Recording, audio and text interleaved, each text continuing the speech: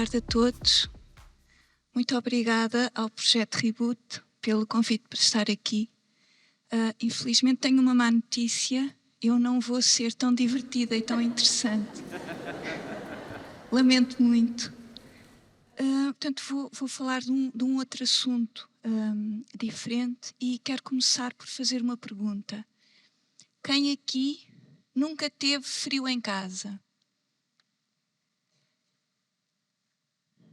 Eu não vejo nenhum braço no ar, o que não me surpreende. O que não me surpreende porque ter frio ou calor em casa é uma situação muito comum em Portugal. E isto acontece por várias razões. A primeira é a falta de isolamento térmico das habitações em Portugal e também a baixa qualidade de construção. Se nós virmos os certificados energéticos que já foram emitidos em Portugal, cerca de 70% têm uma classificação baixa, ou seja, entre C e F, que é o pior. Isto significa que têm a baixa eficiência energética. E uma das razões para isto é que cerca de 80% dos edifícios residenciais em Portugal foram construídos sem isolamento nas paredes. Portanto, isto acontece porque o primeiro regulamento de eficiência térmica dos edifícios foi publicado em 1990. Portanto, só as construções a partir dessa data é que eram obrigadas a ter algum tipo de isolamento. Portanto, esses regulamentos têm vindo a evoluir, mas até 1990 a maior parte do nosso parque habitacional já estava construído. Há também um outro problema muito sério em Portugal, que é a má conservação dos edifícios. Se nós compararmos com a média da União Europeia, há muito mais habitações com infiltrações, com umidades, com apodrecimentos nas janelas, pavimentos, etc., em Portugal do que na média da União Europeia. Portugal aparece na linha amarela ou laranja e, como vocês podem ver, está muito acima da média da União Europeia, que está azul. E além disso, Portugal destaca-se como o país ou um dos países em que isto acontece com mais frequência. Podem ver nestas imagens o que acontece em muitas habitações portuguesas. Portanto, equipamentos de aquecimento rudimentares, janelas em que é preciso pôr toalhas para tentar que o frio não entre, telhados que não têm isolamento, por onde entra a água, etc. Isto é muito, muito comum, mais comum do que nós imaginamos. Há uma outra razão muito importante, que é a falta de equipamentos de aquecimento eficientes em casa, equipamentos de aquecimento ou de arrefecimento. E se compararmos com o que se passa na União Europeia, novamente, vemos que Portugal, juntamente com o Chipre, depois seguido de Espanha, é o país onde existem mais habitações sem equipamentos, sem sistemas de aquecimento. E dados do ano passado, 2020, mostram que em 20% das habitações em Portugal não foi usado qualquer equipamento de aquecimento, em 20% das habitações. Por outro lado, na União Europeia, a situação mais comum é as habitações estarem equipadas com sistemas de aquecimento central. Portanto, isso é generalizado. Em Portugal, isso acontece numa minoria muito, muito pequena de habitações. O que nós temos em casa, o equipamento de aquecimento mais frequente nas casas portuguesas são estes. São estes que vocês aqui estão a ver. São aparelhos elétricos que têm baixo custo, que é muito fácil instalar em casa, é só ligar à tomada elétrica, mas depois são muito pouco eficientes. O que é que isto significa? Significa que consomem muita eletricidade, mas aquecem pouco. O calor que produzem acaba por por se perder em grande parte. E isto significa que depois, quando nós os usamos, temos faturas elétricas, faturas de eletricidade muito altas.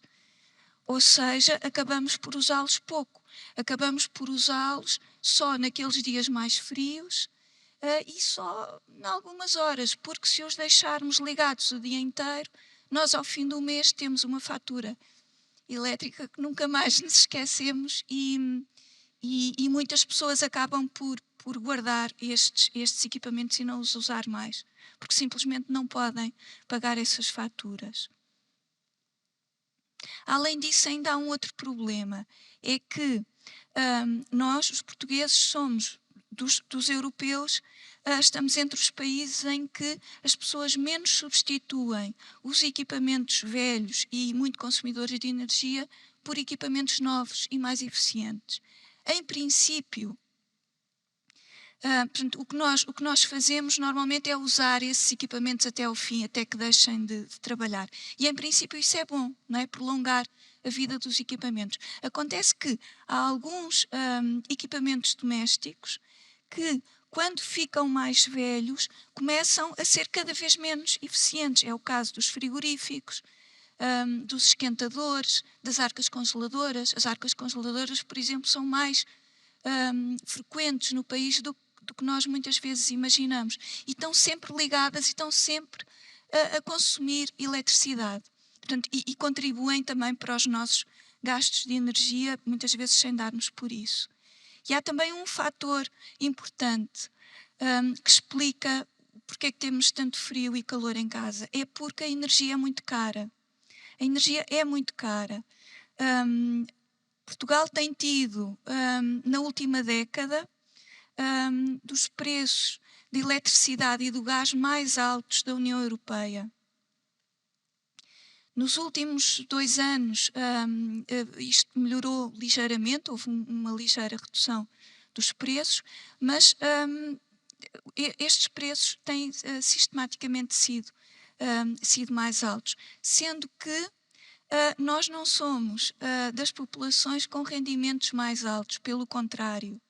Os nossos rendimentos são bastante mais baixos do que em muitos outros, não todos, mas em muitos outros países europeus, e isto faz com que muita gente não tenha dinheiro para instalar bons sistemas eficientes em casa, não tem dinheiro para fazer obras de conservação em casa, não tem dinheiro sequer para viver em habitações com condições de habitabilidade.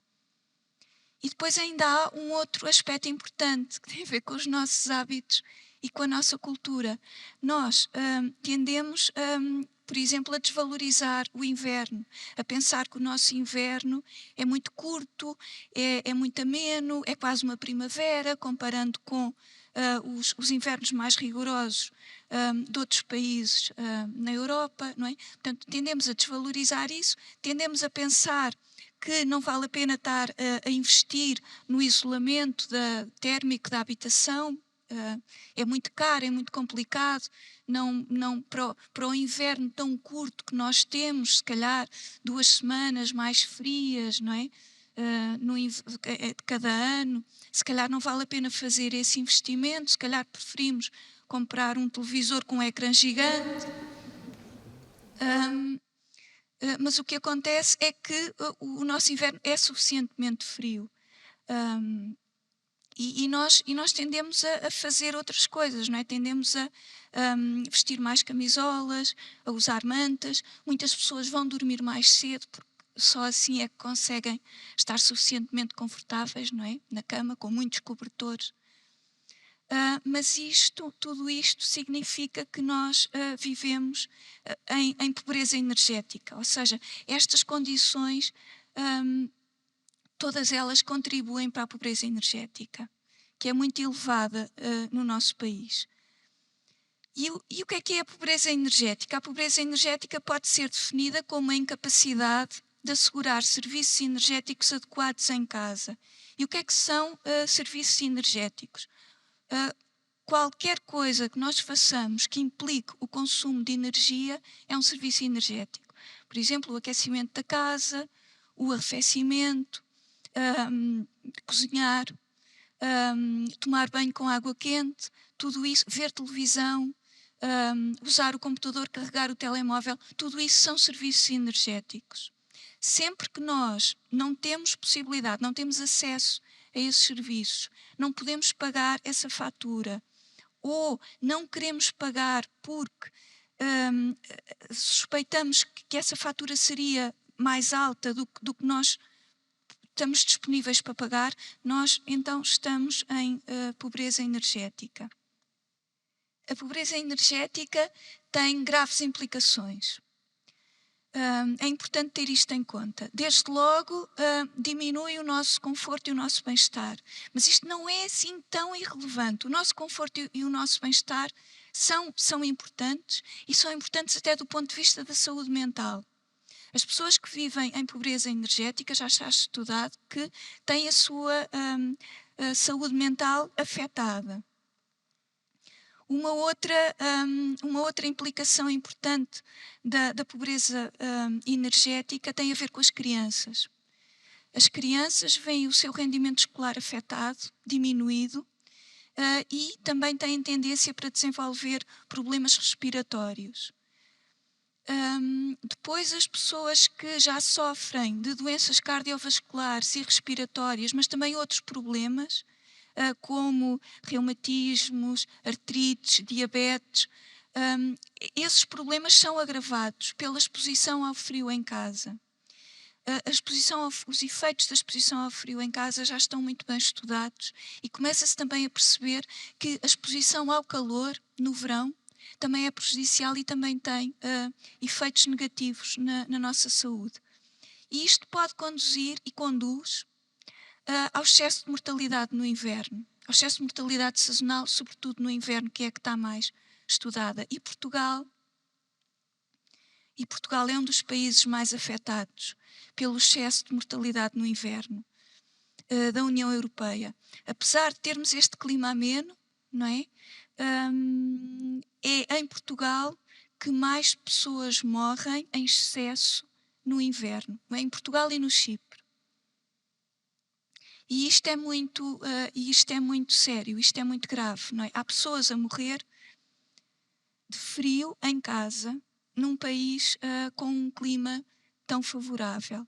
Portanto, é preciso ter em conta que a pobreza energética é uma forma específica de pobreza que não afeta só as pessoas pobres. Pode afetar qualquer pessoa, ou temporariamente ou de forma mais permanente. Acontece que aqueles que têm mais condições, mais dinheiro, provavelmente saem dela mais facilmente e outros ficam e vivem a vida toda em pobreza energética. Foi estimado que na União Europeia 50 milhões de famílias estejam em pobreza energética.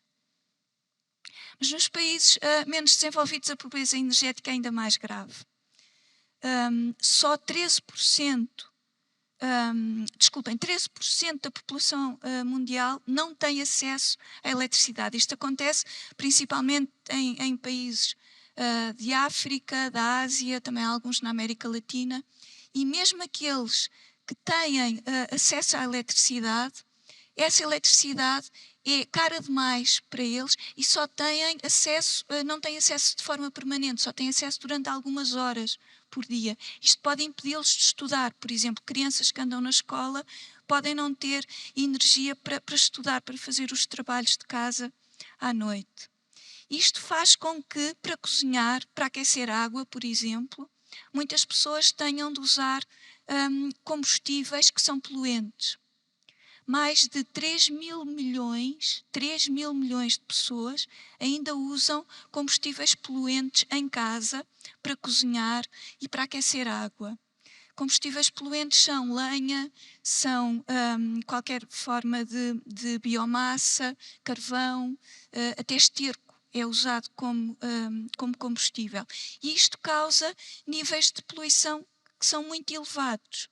E estes níveis de poluição não devemos subestimá-los, porque há partículas cancerígenas que são emitidas por estes fumos, pela queima destes combustíveis, que se alojam nos pulmões das pessoas e que causam todos os anos 1,6 milhões de mortes prematuras devido a doenças respiratórias causadas pela poluição em casa.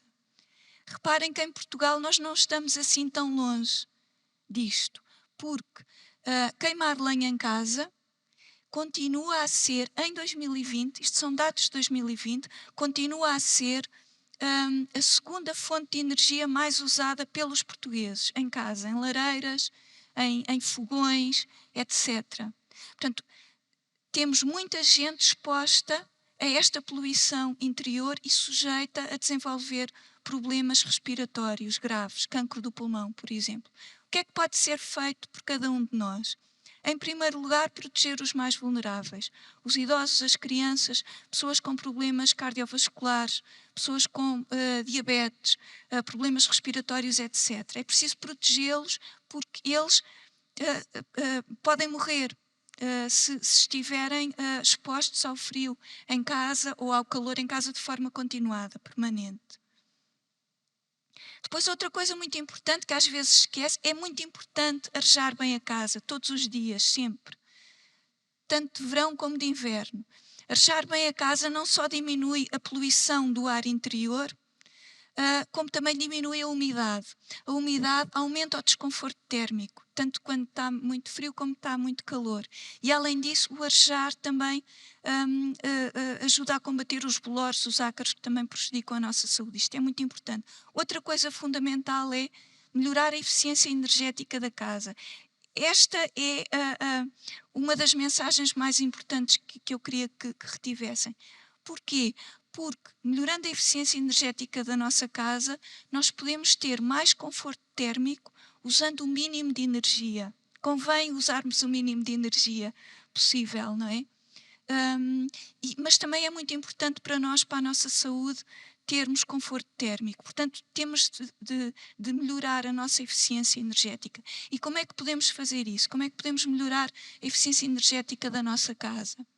Em primeiro lugar, comprar apenas equipamentos eficientes, portanto, classe energética A ou mais.